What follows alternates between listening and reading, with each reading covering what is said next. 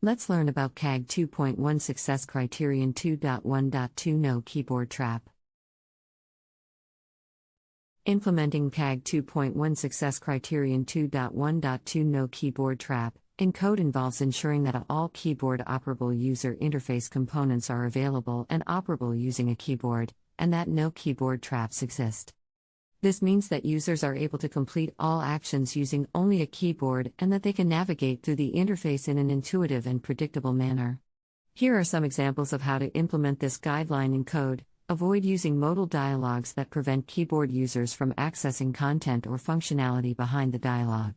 Ensure that all interactive elements, for example, buttons, links, form fields, receive keyboard focus when navigated to with the keyboard. Ensure that users can use the keyboard to navigate through drop-down menus and other complex widgets. Ensure that users can reach all interactive elements by tabbing through the page in a logical order.